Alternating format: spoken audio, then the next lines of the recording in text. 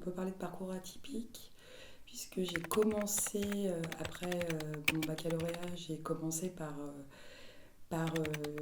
par un doc de langue, chinois et allemand. Je suis arrivée par le droit, par une option d'allemand juridique. Mes recherches portent sur les procureurs près les juridictions pénales internationales, au moyen d'une étude comparative. Donc le procureur, on connaît beaucoup, le public connaît beaucoup le procureur, la figure du procureur, le grand méchant selon certains, le grand défenseur selon d'autres. Donc le procureur, c'est celui qui poursuit. Voilà, c'est celui qui poursuit.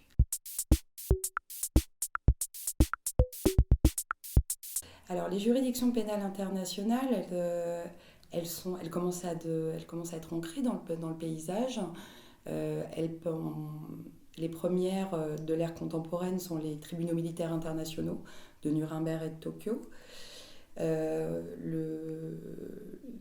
plus connues sont celles du Rwanda et de l'ex-Yougoslavie. Et c'est le point culminant, ce qu'on a appelé l'âge d'or de la justice pénale internationale, c'est la création de la Cour pénale internationale à La Haye, qui siège à La Haye et qui est aujourd'hui peut-être le nouveau gendarme du monde, en tout cas considéré par les États comme le nouveau gendarme du monde. Mais il y a encore d'autres juridictions qui sont plus ou moins attachées à l'État, puisque c'est un pacte avec l'État, voire un dépassement de l'État, mais il faut toujours l'accord de l'État. Tout à fait. Euh, les juridictions pénales internationales ont été créées pour juger des crimes, ce qu'on appelle les crimes internationaux ou des crimes de droit international. Donc des crimes qui vont dépasser en fait qui vont dépasser je dirais pas la compétence des juridictions pénales internes elles peuvent aussi en connaître, mais de par l'importance des dommages réalisés par ces crimes, c'est d'un intérêt commun de les juger en commun pour un intérêt commun. Voilà, ce n'est pas un peuple en particulier qui voit son dommage reconnu par les juridictions, mais c'est l'humanité tout entière.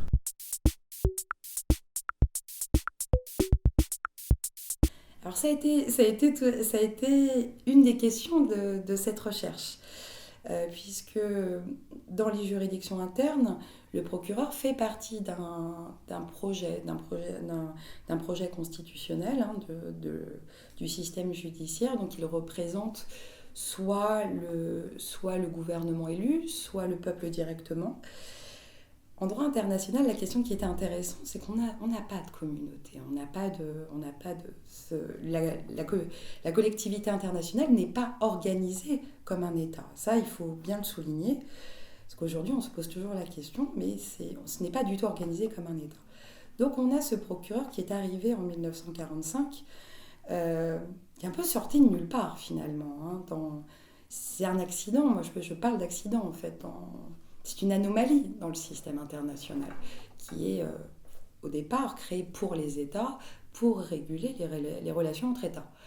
Et là on a ce procureur qui va poursuivre des individus et on ne savait pas au nom de qui. Voilà. Donc les procureurs des premières juridictions ont défendu l'intérêt de leurs États qui les avaient envoyés. Donc les procureurs français ont défendu l'intérêt français, l'intérêt du peuple français, donc ainsi de suite.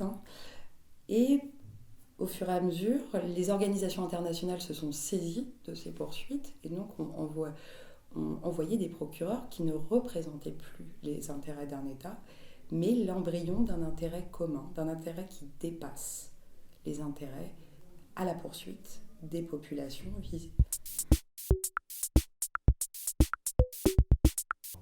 Tout à fait, tout à fait. C'est la beauté de cette institution. C'est une fabrique du droit. Et ça, c'est très différent du cadre interne où il est un agent d'exécution. Très souvent, la plupart du temps, c'est un agent d'exécution. En droit international, le procureur va prendre sa place dans le système institutionnel et va se donner des compétences petit à petit. Hein. On le voit avec Fatou Bensouda qui a repoussé les limites de la volonté des États en en ouvrant en tout cas des poursuites. Donc, c'est-à-dire qu'elle a commencé des enquêtes envers l'État d'Israël, par exemple, dans le cadre de l'affaire de la flottille de Gaza, les Philippines, la situation aux Philippines, donc avec un président qui a une approche très personnelle de la lutte contre le trafic de drogue, dans le cas de la Birmanie avec les Rohingyas. On parle aujourd'hui effectivement là, du dépassement de la volonté de l'État dans cette délégation du pouvoir de punir. Et alors les interlocuteurs du procureur ou des procureurs, les États, bien sûr, sont des interlocuteurs, et les victimes. Alors, là, cette question, elle touche à l'interconnexion entre les droits internes et les droits internationaux.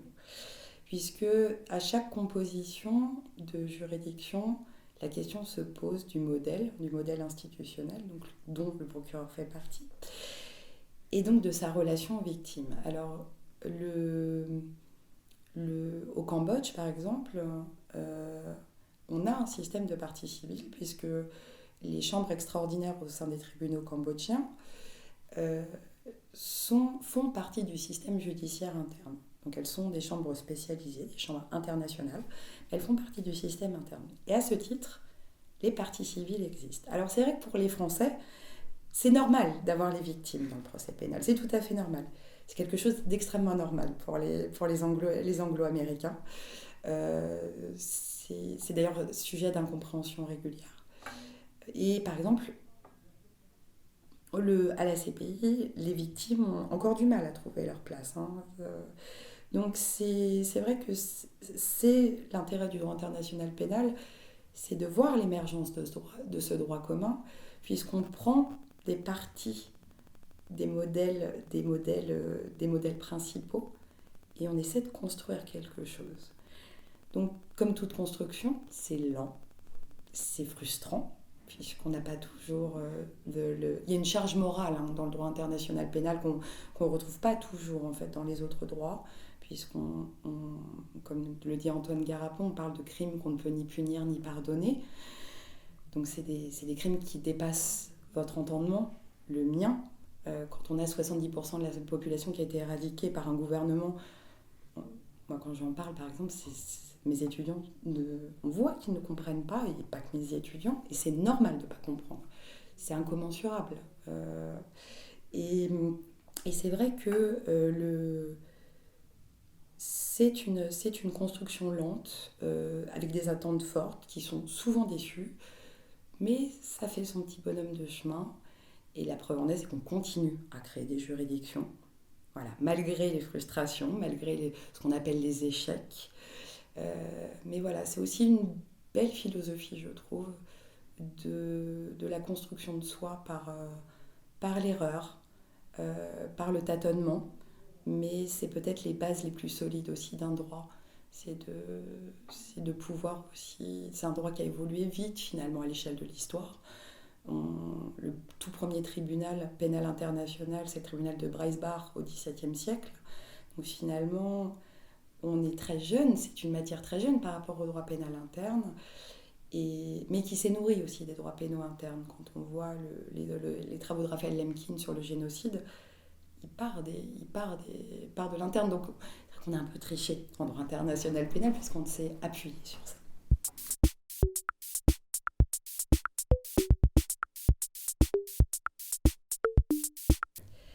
Alors justement, c'est la bonne question, puisque toute la gageure, en fait, au départ, c'était de lutter contre l'impunité. Donc que le souverain ne puisse plus agir contre son peuple, contre les peuples environnants, sans en répondre, sans rendre des comptes. Donc l'emphase était portée sur la poursuite, sur l'enquête et la poursuite. Le jugement est en plus venu dans un deuxième temps. Donc c'est là où on a une spécificité de l'ordre international. C'est pas le package qu'on connaît aujourd'hui. C'est venu par étapes. Et même à la CPI, donc qui est un petit peu le point d'orgue aujourd'hui, pour certains, et le point d'orgue, l'après, on est très silencieux sur l'après. Parce qu'on est humble, donc on ne sait pas trop ce qui se passe dans l'après. Sur l'exécution des peines, et finalement ça remet en doute toute la légitimité du processus, puisqu'on ne peut pas expliquer véritablement à quoi sert une poursuite pénale internationale. À une victime, on ne peut pas lui garantir, par exemple, ce que les juridictions internes peuvent plus faire, une garantie de non-répétition.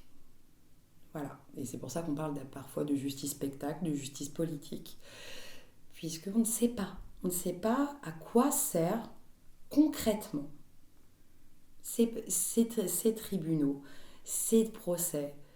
Et c'est pour ça qu'on d'ailleurs on reçoit autant de critiques, puisqu'on se dit qu'à la fin, finalement, c'est pour faire plaisir à quelques-uns. C'est la réflexion des pays africains, par exemple, pour la CPI. On fait plaisir à l'Europe et on dédouane en trouvant ces boucs émissaires. Et donc ça, c'était un premier questionnement. Comment peut-on répondre à toute personne et on m'a posé souvent la question, à quoi sert la justice pénale internationale? Donc on peut expliquer les causes, mais il faut expliquer les finalités. Ça, c'était une première chose.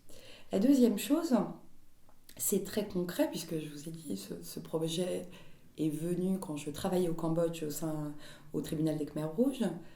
C'est la réintégration. Voilà, toute justice pénale a deux buts, la punition, mais aussi la réhabilitation. On n'est plus dans une période où la peine de mort est une solution audible, donc il faut que le condamné puisse être réintégré. Mais ça, la justice pénale internationale ne traite pas de cette question. Donc elle laisse aux États le soin de réhabiliter l'accusé.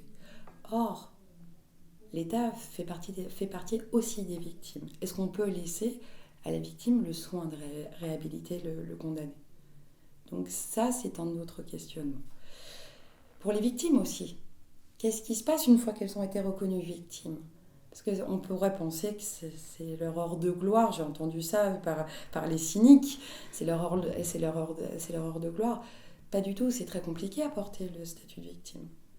Vous êtes marqué, vous êtes marqué au fer rouge, et puis surtout dans certaines communautés, vous pouvez être banni, parce que vous avez exporté le mal à l'extérieur. Vous avez demandé à des gens qui ne vous connaissent pas de régler un conflit qui est le vôtre et de réparer une douleur qui est la vôtre. Et donc, tout ça sont des processus, en fait, non seulement juridiques, mais sociaux, qui sont extrêmement complexes et qui n'ont pas pu aujourd'hui être traités par le droit international pénal. Et il est temps de se poser ces questions-là. Puisque de ces questions-là, à mon sens, dépend de l'avenir de la justice pénale internationale.